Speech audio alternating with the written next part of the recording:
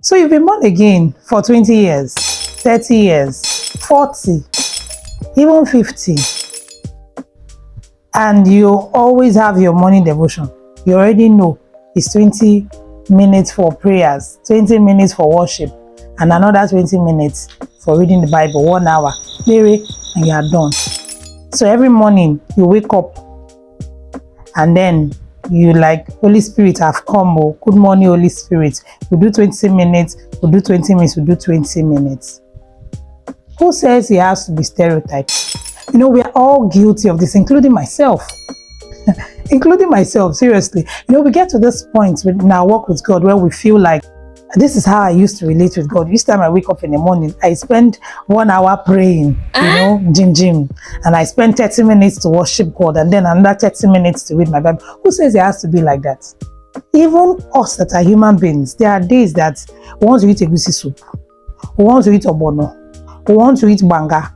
We want to eat jollof rice.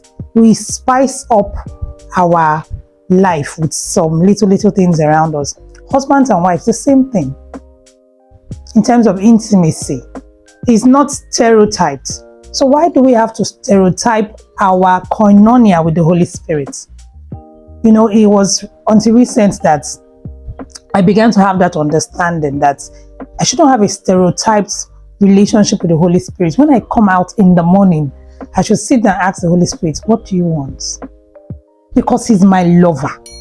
He's our lover. So we should relate with him as such. It shouldn't be, oh, we did it like this yesterday. 10 years, you're still doing it like that. You know, if it was a physical marriage relationship, that marriage will get problem. On a norm, the marriage will have serious problem. And we do it with the Holy Spirit and we feel like that's the way it has always been. It doesn't have to be like that. So what I'm trying to do with this video is basically to tell you, as a Christian watching me now, go back and revisit your time of devotion. The time you spend with the Holy Spirit. Who puts finger on the time? Who determines what is done when and how?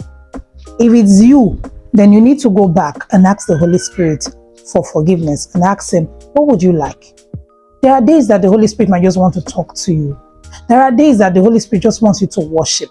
There are days that he wants you to speak in tongues. There are days, just like husband and wife relationship.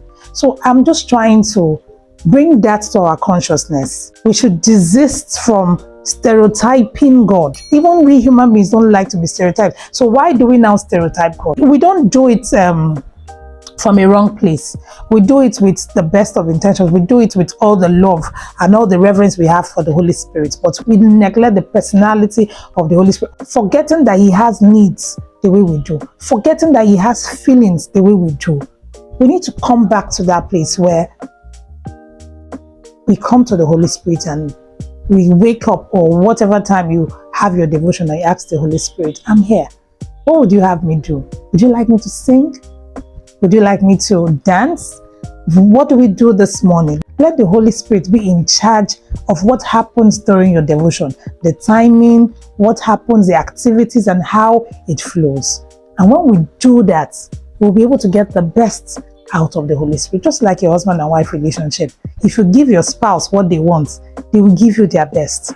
The same way it is with God. When we give the Holy Spirit what is demanding from us, he will give us his best. He will release everything that belongs to us from the realm of the Spirit.